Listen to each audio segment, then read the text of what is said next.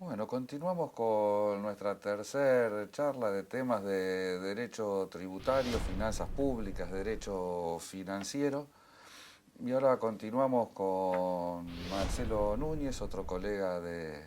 la cátedra, y vamos a tratar esta vez un tema que cruza el derecho tributario con el derecho penal, porque nuestra materia, ¿no? El derecho tributario, así como el derecho financiero a su manera, tiene muchas intersecciones con otras ramas jurídicas y nos lleva a nosotros a tener diálogos entre el derecho tributario, con el derecho administrativo, con el derecho penal y obviamente, como en todas las materias hoy en día,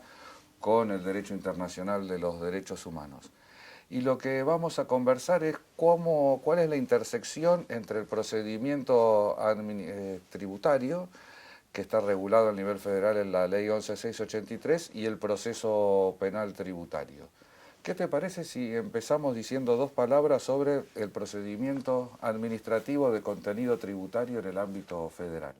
Excelente. Eh, es verdad lo que decías, Horacio. De hecho, en nuestras clases de la materia de finanzas públicas y derecho tributario, nosotros siempre insistimos en que el alumno que llega a cursar la materia, contrariamente a lo que puede presuponer, ya está más que en condiciones de manejar muchos de los conceptos que nosotros trabajamos, precisamente porque ya han estudiado derecho administrativo, derecho constitucional, derecho penal y derecho procesal civil y comercial. Aunando un poco todas estas ramas y, por supuesto, adicionándole lo que es la normativa específica en materia fiscal, en el plano nacional vemos cómo se comporta el procedimiento tributario en la ley 11.683, que es la ley que rige en todo este procedimiento, que da comienzo a lo que se llama el procedimiento de determinación de oficio, que es cuando la administración interviene porque considera que la materia imponible no está correctamente declarada, si es que lo fue. El artículo 17 de la Ley de Procedimiento Tributario establece que con el conferimiento de la vista de las actuaciones administrativas se da comienzo a ese procedimiento tendiente a determinar si, en definitiva, corresponde o no corresponde que el contribuyente o responsable por deuda propia o ajena haga algún tipo de modificación en lo que fue su situación fiscal o la descripción de su situación fiscal en lo que es la declaración jurada.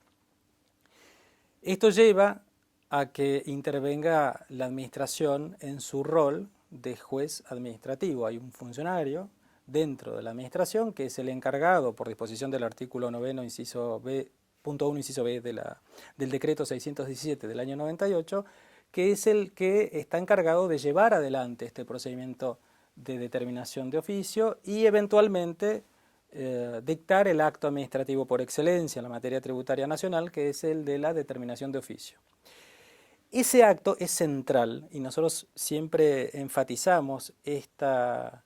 instancia del proceso porque de esta determinación de oficio, de este acto administrativo, se desprende, por un lado, la posibilidad de que el particular que quiera ejercer su derecho de defensa en una instancia jurisdiccional o judicial pueda hacerlo mediante la interposición de bien un recurso de reconsideración contra el acto que ha sido notificado, según lo dispone el artículo 76, inciso A de la ley 11.683, o bien de darse las condiciones necesarias para que sea competente este tribunal, es que el Tribunal Fiscal de la Nación entienda en grado de apelación. Esto consagrado por el inciso B del artículo 76 de la Ley de Procedimiento Tributario. Entonces, a partir de este momento, en la medida que el contribuyente resuelve impugnar el acto administrativo, se abre la posibilidad de que un tribunal con facultades jurisdiccionales tan relevantes como es el Tribunal Fiscal de la Nación, figura que de por sí recomiendo la lectura, esto en medio de como un comentario que La nota viene al bien pie. siempre, la nota al pie, en el fallo Compañía Circuitos Cerrados de la Corte Suprema de Justicia de la Nación del 9 de marzo de 2010, se ve bien en detalle la importancia que tiene en nuestro régimen la figura del Tribunal Fiscal de la Nación. ¿Por qué? Porque es por disposición del artículo 164 de la Ley de Procedimientos Tributarios, es el encargado, número uno, de velar por la verdad material y revisar ese acto administrativo in totum, tanto en cuanto a los hechos como en cuanto al derecho aplicable, y evaluará la prueba producida, de haber correspondido producción de prueba, y en fin, resolverá si el acto administrativo dictado por el juez administrativo era procedente o no. Es un órgano muy interesante, ¿no? Porque es un órgano, uno diría que es materialmente jurisdiccional, pero que formalmente forma parte de la administración, ¿no? De ahí que lo que transcurre en su instancia es muy parecido a un proceso judicial. Es claramente, tal cual como vos decís, diría, casi espejo, porque por supuesto que tiene sus particularidades, que lo convierten en un proceso mucho más interesante todavía, pero tiene un paralelismo claro con un juicio ordinario de lo que ocurre a nivel poder judicial. Quizás lo interesante del caso es que justamente como debe velar por la verdad material, el Tribunal Fiscal de la Nación impulse de oficio, ¿no? A diferencia de lo que ocurre con cualquier juicio ordinario, el tribunal impulsa de oficio el tratamiento del recurso hasta llegar al dictado de sentencia. Justamente el análisis que hace el tribunal va a estar, como decía, anclado en los hechos relevantes. Ahora, volvemos un minuto al momento del dictado de la determinación de oficio. De darse ciertas particularidades que dan como consecuencia a que un funcionario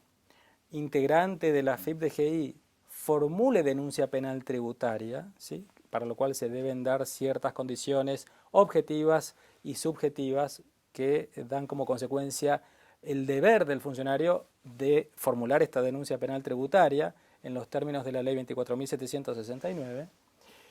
Lo interesante del caso es que ahí se bifurca la discusión y los mismos hechos que han sido relevantes para la determinación de oficio lo serán en el marco del procedimiento en sede penal, sea en el fuero penal económico hoy día o en el fuero federal en el interior del país, dependiendo de cuál sea la justicia que resulte competente para entender en esa denuncia.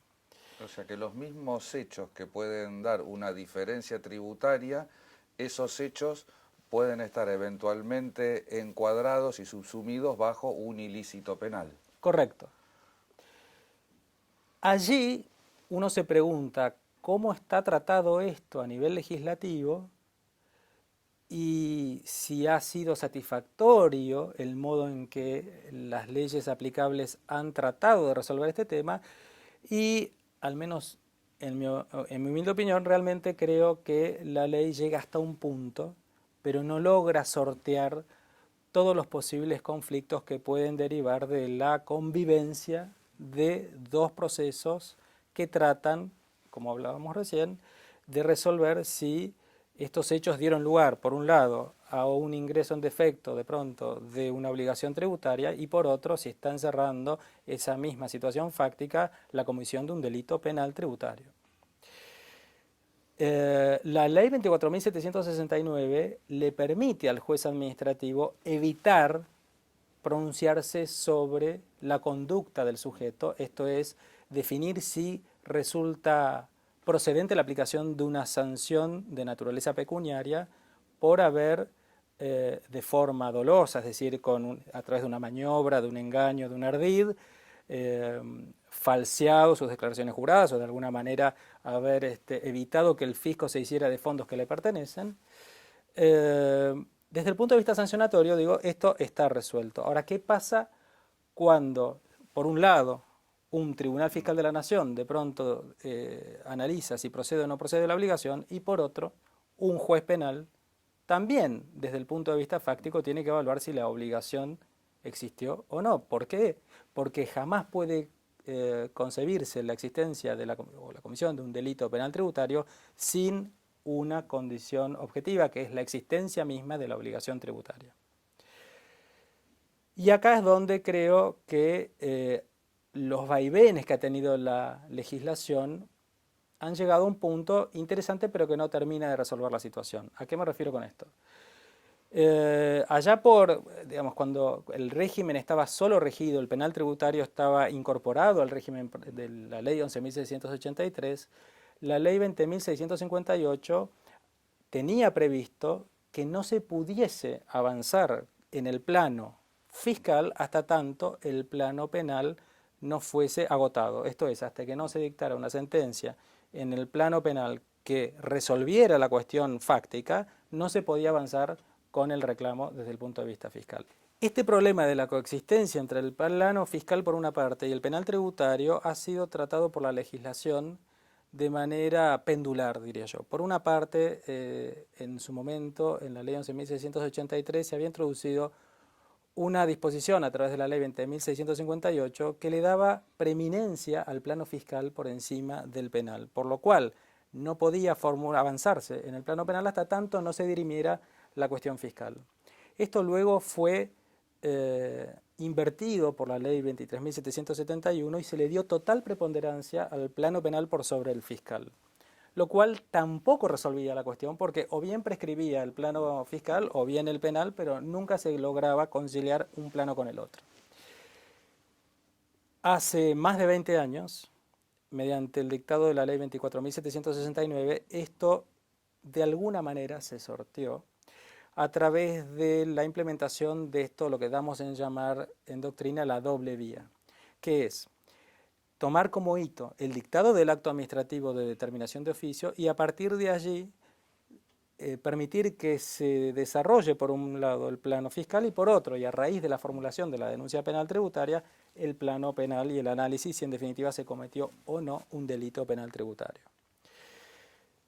Hay una reforma un poco más reciente, de hace más de 5 años, por medio de la ley 26.735, que hace una incorporación, en mi opinión, no demasiado feliz, mediante la cual se remarca la coexistencia de las dos vías, pero se dice que la tramitación de los recursos contenciosos administrativos en el plano fiscal no se suspenden, específicamente este es el término que se introduce en la ley 26.735, lo cual nos lleva a que perfectamente pueda ocurrir que tanto en el plano fiscal como en el plano penal se avance en el análisis de esta misma situación fáctica y se pueda en algún momento generar el dictado de fallos ciertamente contradictorios, lo cual genera, lo que también se llama en doctrina, un potencial escándalo jurídico, que tribunales con competencia en plano penal y en el plano fiscal puedan decir exactamente lo contrario sobre los mismos hechos, lo cual realmente sería una situación de suma gravedad. Claro, además son dos fueros los que intervienen, ¿no? Por un lado el fuero penal tributario, por el otro el fuero contencioso administrativo. Correcto. Entonces ahí es donde creo el Poder Judicial hace la diferencia. Un poco uno haciendo el relevamiento de lo que es la jurisprudencia más reciente en la materia, se encuentra con pronunciamientos que en mi opinión han respetado los principios de reserva de ley, de razonabilidad, de seguridad jurídica que uno siempre menciona en clase como liminares en nuestra materia y fundamentales en su respeto. ¿A qué me refiero con esto? De pronto, el año pasado, en 2016, hubo 2 pronunciamientos de la Sala Cuarta de la Cámara en lo Contencioso Administrativo Federal, uno el 14 de junio de 2016 en la causa Grey Argentina, Sociedad Anónima, y otro el 13 de septiembre del mismo año en Sinner, Sociedad Anónima, y en ambos se analiza esta cuestión de la existencia de fallos que en el plano penal habían llegado a una conclusión sobre la situación fáctica, ¿no? Inspirados de alguna manera en lo que dice el artículo 20 de la Ley Penal Tributaria en cuanto a que los jueces administrativos no pueden avanzar en aplicación de sanciones hasta tanto se dirima la cuestión penal y se van a tomar los hechos tal como el juez penal los haya considerado, los integrantes de la Sala Cuarta de la Cámara Contencioso Federal decidieron tomar justamente los pronunciamientos en materia penal tanto en Grey Argentina como en Sinner para llegar a una conclusión, que fue la siguiente: se debe velar por evitar el escándalo jurídico. Y con cita de un fallo de la Sala Quinta del mismo fuero, en la causa Nora Almeida, que es del año 2006, la Sala Cuarta dijo, a ver, este caso es un caso donde se analiza la procedencia o no de un incremento patrimonial no justificado. para la justicia penal, está probado el origen de los fondos, está probado cómo funcionó y se decidió sobreseer por una cuestión objetiva a los denunciados, ¿no? A los imputados, más técnicamente hablando. Y sobre la base de estas conclusiones, la Justicia Contencioso Administrativo Federal dijo: no hay manera de que yo pueda torcer lo que desde el punto de vista fáctico la justicia penal resolvió. Y esto lo traslada a lo que es obligación para el Tribunal Fiscal de la Nación, ¿no? Que debe tomar los hechos en la medida que haya o que preexista un pronunciamiento firme en materia penal sobre la misma cuestión. Es muy interesante, por otra parte, un pronunciamiento de la Cámara de Casación Penal, en la Sala 3, del 17 de marzo también del año pasado. En la causa Gabriela Manolio, la Sala Tercera de la Cámara de Casación Penal hizo un poco lo mismo que el ejercicio que había hecho la Cámara en lo Contencioso Administrativo Federal. Es decir, advirtiendo que en el plano fiscal se había resuelto que no correspondía exigirle obligación tributaria alguna a la denunciada, decidieron que obviamente mal podría considerarse la comisión de un delito penal tributario frente a la existencia de una sentencia del plano fiscal que había resuelto que no correspondía a ningún tipo de reclamo. Entonces, de alguna manera, lo curioso del caso, me parece, es que en esto es el fuero penal respetando lo resuelto por el fiscal, ¿no? Por el contencioso administrativo. Hay, por lo que veo en esos fallos, ¿no? Hay una deferencia de cada uno de los fueros a la decisión dictada previamente por otro. Correcto. Lo que pasa que también en esos dos casos que vos mencionás, en los dos casos dijeron uno que no había delito, otro que no había incumplimiento de la obligación. Sí, pero cuando dijeron que no había delito, lo dijeron por una cuestión objetiva. Que esto es lo importante muchas veces y no hay que confundir cuando de pronto el fuero penal se puede haber expedido en la materia, pero desde un lugar de prescripción o de, no sé, algún elemento que no tenga que ver estrictamente con los hechos, que es lo protagónico, es la línea que debe respetarse para evitar justamente la existencia de pronunciamientos contradictorios.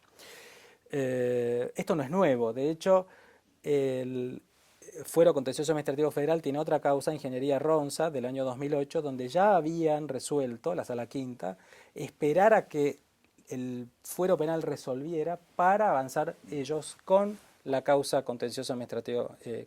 digamos la causa fiscal. El punto, y vuelvo a sobre la reforma de la ley 26.735, es que el legislador en el año 2012 introduce esto de no suspender como mandato en la propia ley. Entonces dejó de darle espacio, en este caso al fuero contencioso administrativo, para de alguna manera parar la pelota y esperar a que el fuero penal resolviera. De ahí que al avanzar uno y otro, sin poder suspender ni uno ni otro, se corre el riesgo de que se dicten fallos contradictorios.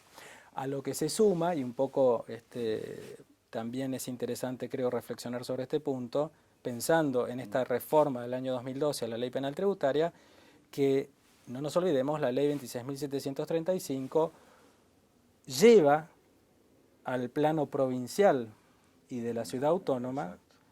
la aplicación del régimen penal tributario que hasta ese momento estaba solo teniendo vigencia o aplicación en el plano nacional.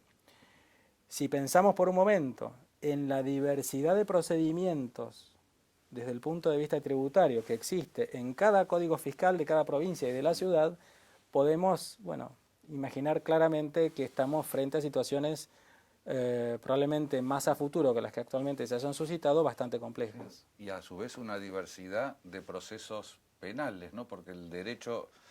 tanto el derecho administrativo de contenido tributario, o sea, el procedimiento es local, pero también es local el código procesal penal, ¿no? Hay un código de fondo común y un código procesal penal peculiar en cada jurisdicción. Absolutamente. Con lo cual la complejidad, lejos de crecer, aumenta. Sí, yo veo como una reflexión tal vez que podemos hacer. Acá juega mucho una cuestión del tiempo y cuáles son las garantías jurídicas con respecto al tiempo, ¿no? Por un lado, alguien imputado por un delito tiene un derecho a que una sentencia se dicte en un plazo razonable. Correcto. ¿no? Por otra parte, la administración, el Estado también tiene que asegurar un flujo adecuado de la renta pública y entonces también tiene un interés en que un litigio se resuelva de forma célere, ¿no? Pero a la vez está esta complejidad de dos procesos simultáneos que en la práctica, tal vez vos me lo podés decir mejor, no siempre tienen esta celeridad en su resolución. No, de hecho en la práctica lo que ocurre es exactamente lo contrario, es decir, los procesos se dilatan mucho en el tiempo. Y una cosa que estaba pensando, Horacio, de acuerdo a tu descripción, que es muy acertada en cuanto a lo que es la normativa local que aplica en uno y otro plano, también creo, y vuelvo sobre la nota al pie de Compañía de Circuitos Cerrados y la importancia que tiene el Tribunal Fiscal de la Nación en nuestro régimen, no nos olvidemos que si nos vamos de nación a lo que es provincias y ciudad autónoma, impera un régimen bastante, llamémoslo así, particular, que es el de la aplicación del principio solve repete, que tiene sus particularidades de acuerdo a la jurisdicción a la que nos estemos refiriendo. No es lo mismo lo que sucede en Ciudad Autónoma de pronto a lo que puede estar aplicando la provincia de Santa Fe, pero lo cierto es que, para ponerlo en términos muy claros y cortos, todo aquel particular que intenta defenderse frente a un reclamo fiscal está obligado, primero que nada, para poder tener habilitada la instancia judicial, a hacer el pago de aquello que se le reclama. Eso, cuajado con el plano penal, da como resultado, la verdad que por lo menos un conflicto bastante importante, ¿no? Bien, bueno, muchas gracias.